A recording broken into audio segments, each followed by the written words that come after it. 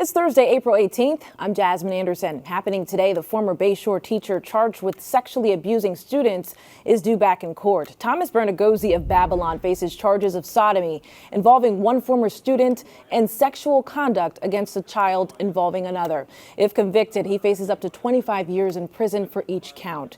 Newsday has learned exclusively that the Bayshore School District has paid more than $600,000 in legal fees to defend 45 sexual abuse lawsuits involving Bernagozzi. The claims say the school system mishandled the abuse allegations against the retired third-grade teacher that spanned 3 decades.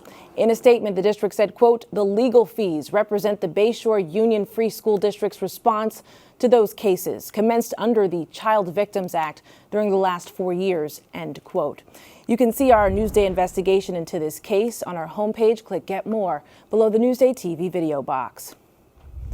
In the Gilgo killings, attorneys for accused serial killer Rex Heuermann are trying to shift the focus in the case. Heuermann was back in court yesterday. His lawyers are now requesting FBI files related to disgraced Suffolk Police Chief James Burke and Burke's previous involvement in the case that he oversaw. To some extent, I think Chief Burke was suppressing the investigation and wouldn't allow the FBI to participate in it with their expertise. He wants to get to a trial. He maintained from the beginning of this case and still maintains today, he is not the guy. He said that over and over. Burke's attorney says his client was previously cleared as a suspect in the case. Heuermann is being held without bail, accused in the killings of 4 women found dead along Gilgo Beach. You can read more about the Gilgo killings case on Newsday.com. Click Get More below the Newsday TV video box. A search for a shooter in Coram after a man's wallet blocked a bullet. Police say the man was driving near the Homestead Village apartment complex yesterday morning when someone fired several shots into his car. Detectives said a bullet hit the man's wallet that was inside his pants pocket and was deflected. He was not hurt. Police have not said why the victim may have been a target. And police are searching for a shooter on the East End. Police say a man's car was hit by a gunshot yesterday morning on Oakland Drive South off Northville Turnpike in Riverhead. No one was hurt. It's back to court today for former President Donald Trump in his historic hush money trial. Jury selection resumes in Manhattan this morning. So far, 7 jurors have been seated, with the judge looking for 5 more and 6 alternates. The trial centers on claims Trump falsified business records to cover up $130,000 in payments to adult film actress Stormy Daniels to conceal an alleged affair from voters ahead of the 2016 election. Opening statements could come as early as Monday. It's 8 to 25 years in prison for the ex-CFO of the Schechter School of Long Island. David Ostrov of West Islip was sentenced yesterday. He was convicted last year of stealing over $8 million from the school in Williston Park, which he used to buy 5 homes on Fire Island and luxury cars. The Schechter School Board presidents had this to say. But most significantly, there was a loss of trust from the members of our school community who could only assume that the school was being mismanaged by its board and professional leadership. This loss of trust has caused us to lose students as well as financial support from some of these community members, and I'm sure you understand the trust like that is nearly impossible to regain. Ostrov says he will appeal. New regulations for how to legally fish for sharks. The state's new rules come amid a recent increase in the appearance of sharks off our shores. The new requirements aim to reduce injury while handling protected sharks that are captured and released. All prohibited sharks must be immediately released, and sharks not being taken must remain in the water with gills submerged. All chumming with certain bait is now prohibited within 600 feet of the shoreline. Expensive eats. We're sampling a surf and turf sandwich at Citi Field that will cost you more than $40. Laura Albanese has a story you'll see only in Newsday. Everybody knows that ballpark food has gotten to a completely new level, but Pat LaFrida's surf and turf sandwich blows everything out of the water. Let's go check it out. Apologies to my boss because I did expense this. So it's a steak sandwich, it's got the lobster salad, and a French baguette. It smells like Cape Cod. Let's go see if it tastes as good as it smells.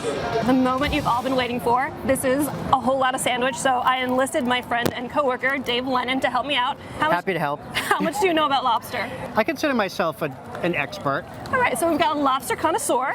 I don't even know how to start here. All right, okay, come on, we can do this. But I want to get steak and lobster together. All right.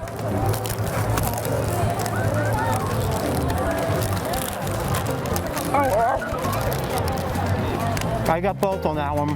Good too. Really good, actually. This is fantastic. I didn't think the two flavors would melt together, but between the cheese and the lobster salad, it's super fresh. The meat's not too dry, and it's got a little bit of what looks like to me caramelized onion. I was gonna say I was worried about like how the lobster would mesh with it. I think I have lobster on my face, I have lobster everywhere. but the two things work pretty great together. It's so crazy, it might actually work. Now, the big question is it worth $40? Because between the both of us, this came out to $90. I think so. If you want to be a high roller, if you want to have that special meal at Citi Field, then yeah, absolutely go for it. And there are some more budget-friendly options too that I can also recommend. But so far, so good. I really, really love this one. Well, I've got a whole lot of sandwich left to finish. This has been Laura Albanese reporting for NewsdayTV. Enjoy, Laura. Read more about Citi Field food on Newsday.com. Click Get More below the Newsday TV video box.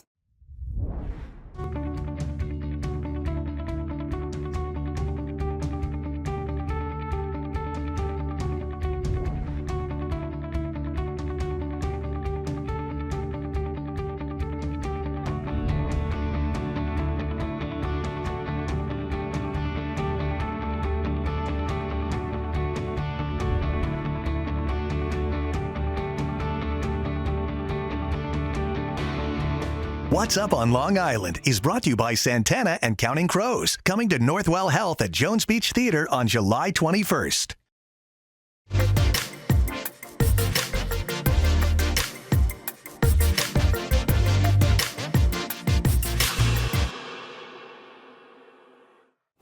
Here's what's up on Long Island. The Cherry Blossom Festival salutes spring with blooming cherry blossoms, along with music, tea, samurai martial arts demonstrations, and a bonsai exhibit. It's from noon to 5 on Sunday at the Charles Wang Center in Stony Brook.